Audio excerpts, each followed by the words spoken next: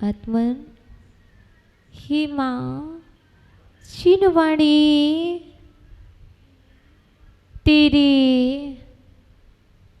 जय हो, सता विजय हो। तेरी विशाल पद में श्रोता सूर्य का उदय हो, श्रोता ब्रह्म का उदय हो। प्रिय आत्मन, हम सभी भक्तामृत स्तोत्र की भक्ति धारा में भक्तगण अवगाहन करते हुए क्रम क्रम से एक एक सीढ़ी बढ़ते जा रहे हैं। कल हस्ती भय मुक्त हुए थे, आज चेर भवन कह रहे हैं सिंह शक्ति संहारक। सिंह से भय मुक्त होने के लिए 39 नंबर का काव्य हमारे समक्ष प्रस्तुत हुआ है। सुना है विश्व जगत में यदि कोई पशुओं में बलवान है तो शेर है, और यदि स्त्रोतों में यदि कोई महान है और बलशाली कोई स्त्रोत है तो वह भक्तामृत स्त्रोत है, जहाँ पर शेर के अंदर बहुत तीव्र शक्ति है, जो यदि सामने आ जाए तो अच्छे अच्छे योद्धा भी घबरा करके हार जाते हैं। यदि भक्तामृत स्त्रोत सामने आ जाए तो योद्धा भी भय से निर्मुक्त हो जाता है।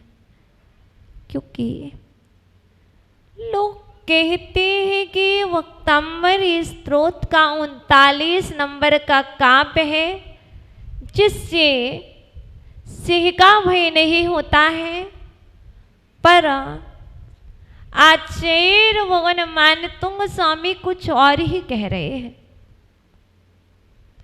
वही तो कह रहे हैं जो भी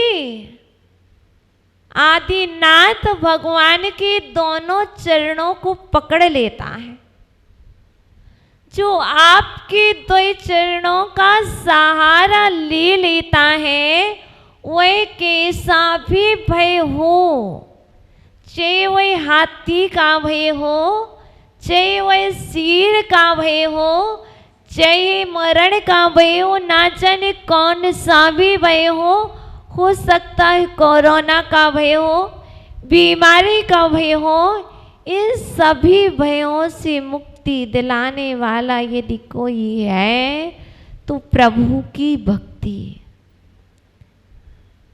अभी सुन रहे थे प्रत्येक काव्य मंत्र है, प्रत्येक काव्य तो मंत्र है ही, पर प्रत्येक काव्य में तंत्र विज्ञान भी है। आप उस तंत्र को समझिए। मंत्र को ही हम तंत्र से जोड़ सकते हैं और तंत्र को हम मंत्र से जोड़ सकते हैं। कैसे? जैसे कहा है द्वय चरण है, प्रभु के दो चरण है, एक व्यवहार नए का चरण है, एक निश्चय नए का चरण है। सत्येंद्र बाबा, ऐसे ही ये भक्तामृत स्तोत्र व्यवहार जगत में भय से मुक्ति दिलाता है, व्यवहार जगत में सिंह की शक्ति का संहार करता है। तो निश्चय नए में ये भक्तामृत स्त्रोत आत्मशक्ति को भी प्रकट कराता है। आपने यह तो बचपन से जाना ही है कि शेर बहुत बलशाली है, और आपने यह भी जान लिया है आगम से कि भक्तामृत स्त्रोत से महान स्त्रोत कोई नहीं है। लेकिन आज आप यह भी जान लीजिए कि आपकी आत्मशक्ति से ज़्यादा शक्ति किसी के अंदर नहीं है। जब तक शेर बलवान नहीं है, शेर बलवान नहीं है, आत्मशक्ति बलवान है। भक्तामृत स्त्रोत महान है, पर वह आपकी आत्मशक्ति से महान नहीं हो सकता। संपूर्ण स्त्रोतों में महान आप कह रहे हैं, संपूर्ण स्त्रोत महान हैं, क्योंकि हमारे यहाँ पर आचार्य भगवान उमा स्वामी जी महाराज ने एक सूत्र दिया है, अर्पिता नर्पित सिद्धे। जब हम भक्तामृत स्त्रोत की चर्चा करते हैं तो सभी स्त्रोतों को गौण कर देते हैं और भक्तामृत स्त्रोत को मुख्य कर लेते हैं। करते ना इसी तरह से, लेकिन इसका कथन यह नहीं कि बाकी स्त्रोतों में शक्ति नहीं है। जब हम कल्याण मंदिर की बात करते हैं तो भक्तामृत स्त्रोत को हम गौण कर देते हैं, शक्ति तो उसमें भी है। जब हम सिद्ध चक्र की बात करते हैं तो हम बाकी सारे विधानों को गौण कर देते हैं, क्योंकि मुख्य उसको रख लेते हैं। अर्थात बात यहां पर सिर्फ इतनी है, भक्ता अमारा इक्वल टू भक्ता अमारा। भक्त कौन है? भक्त कौन है? आप नहीं हो, देव भक्त नहीं है। यह सिर्फ बाहर में जाना, शब्दार्थ को जाना, शब्दों को जान लिया है। भक्त मतलब देव, भक्त मतलब मैं ना, भक्त मतलब ये आत्मा। यहां में निश्चय नए से जोड़ना होगा। मात्र व्यवहार नए में बहुत जीवन जी लिया है, बहुत व्यवहार नए में प्रवचन सुन लिए हैं, बहुत व्यवहार से भक्तामृत स्त्रोत का पाठ किया है। भक्त मतलब है, आचार्य भगवान मानतुंग स्वामी कह रहे हैं, दो चरण हैं मेरे, एक ही एंगल से मत देखो। आप मुझे एक एंगल से देखते हो तो कहते हो भक्त मतलब देव। आप कभी दूसरे एंगल से देखना करें प्रारंभ। भक्त मतलब आत्मा, भक्त मतलब आत्मा। अब आगे कह रहे हैं, जो भक्त है वह अमर है। आत्मा आपकी अमर है, ये श्रद्धान कीजिए। ये भक्तामृत स्त्रोत कह रहा है, जो भक्त है, जो आपके अंदर में आत्मा है, वह अमर है।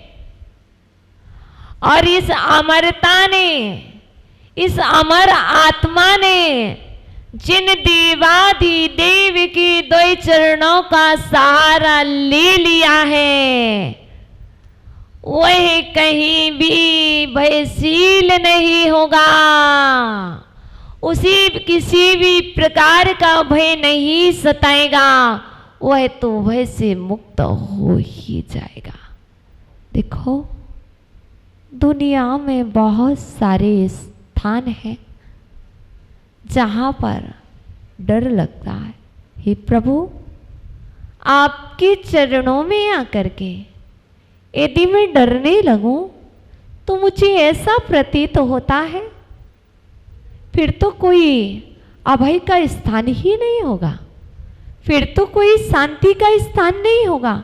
हे प्रभु, मैंने सर्वस्व तो भटक लिया है, संपूर्ण विश्व को देख लिया है, संपूर्ण जिनालयों में जाकर के देख लिया है, संपूर्ण शास्त्रों का अध्ययन कर लिया है, लेकिन मुझे कहीं भी ऐसा स्थान प्राप्त नहीं हुआ जहां मैं भय से रहित हो गया हूं। हे प्रभु, अब मुझे यह विश्वास जागा है, मात्र आपके ही 2 चरण हैं, जिन चरणों का सहारा लेने के बाद यदि मुझे कोई ऐसे भय से मुक्त ना कर पाए तो शायद विश्व में कोई भी एक स्थान नहीं होगा। यही एकमात्र स्थान है जहां पर हम भय मुक्त हो सकते हैं। यही एक स्थान है जहां पर लोग शत्रुता मित्रता में परिवर्तित हो जाती है, जहां पर ही द्वेष राग में परिवर्तित हो जाता है, जहां पर ही अनेकता एकता में परिवर्तित हो जाती है। मात्र यदि कोई स्थान है तो प्रभु वह आपका एक स्थान है। हे प्रभु, मुझे विश्वास है आप भय तो दूर करते ही हैं, आप भय संज्ञा को भी दूर कर देते हैं। भय तो बहुत दूर की बात है प्रभु, आप में वह ताकत है कि आप भय संज्ञा से भी मुक्ति दिला देते हैं। अभी तक तो व्यक्ति ने जाना है परमाणु बम, आज हमें आत्म परमाणुओं की शक्ति देखना है। चींटी को नहीं मारेंगे, मच्छर को नहीं मारेंगे, घास पर नहीं चलेंगे। राजन के पास जब मंत्रीगण शिकायत करते हैं तो राजन भी कुछ स्थिति बातों में आ जाते हैं और राजन जयपुर नरेश के अंदर विचार आया, अमरचंद दीवान की परीक्षा करनी होगी। देखिए, कल कहा था, पुनः कह रही हूं, सम्यक दृष्टि निशंका निर्भया होती कि 20वीं और 21वीं शताब्दी में ऐसे लोग जन्म लेंगे जो भयशील होंगे, जो रोगग्रस्त होंगे। दवा से ज्यादा दुआ काम करती है, देकर देखो भैया। आशुतोष जी, दवा से ज्यादा दुआ काम करती, देकर के देखो। सत्य कह रहे। माँ दवा नहीं देती है, माँ तो दुआ देती है, और जब माँ दुआ देती है तो बेटी की नजर उतर जाती है। बेटी के अंदर ग्रास नहीं जा रहा हो तो है बेटी की गले से ऐसे खिसक जाता है जैसे कि घी पिलाया जा रहा हो। तो तुम भी यही समझो, ये माँ जिनवाणी है, ये भक्तांबर स्त्रोत में तुम्हारी माँ है। आशीर्वाद दो, स्वस्थ भव, निर्भय भव। ये माँ, ये जिनवाणी माँ, ये भक्तांबर स्त्रोत दुआ का स्त्रोत है। इसमें वह शक्ति है जो दुआएं इसके से निकल रही, उस शक्ति को ग्रहण करने की सामर्थ्य तुम्हारे अंदर में है। तो महसूस करो जैसे आप टेरेस पर बैठ करके महसूस करते हो सूर्य की किरणें मेरे ऊपर आ रही हैं, मुझे विटामिन D3 दे रही है। क्या कहते हैं? इस श्रद्धान है। यदि सूर्य की किरणें थोड़ी सी ले लेंगे तो विटामिन D3 की कमी पूर्ण हो जाएगी। ऐसे ही आप भक्तांबर स्त्रोत की उस किरणों को महसूस करो। ये महसूस तुम्हें ये करना होगा जब माँ हाथ घुमाती है ऐसे ऐसे, क्या मुट्ठी में नजर उतारने की सामग्री है, और यूं हाथ घुमा रही तो तुम्हें मालूम चल रहा है माँ मेरे ऊपर हाथ घुमा रही है। ऐसे ही तुम्हें ये क्यों नहीं मालूम चल रहा कि भक्तांबर स्त्रोत के 39 काव्य का प्रभाव मेरे ऊपर पड़ रहा है, मैं निर्भय हो रहा हूं। और यह मंत्र है और जब ये मंत्र है तो मेरे अंदर में जो मेरे रक्त में अशुद्ध वर्गणाएं हैं वह निकल रही हैं। देखिए माँ महसूस करती कि मेरे हाथ में जो सामग्री है उसमें नजर आ रही और मैं बाहर उसको निकाल रही हूँ। शब्दों का परिवर्तन नहीं था, वो भावों का परिवर्तन था।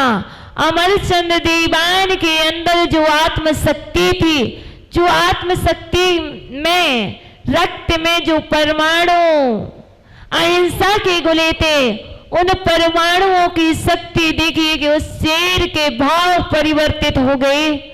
उस शेर ने अमरचंद दीवान को ग्रास नहीं बनाया। इसकी रिद्धि है नमो वच बलीणम।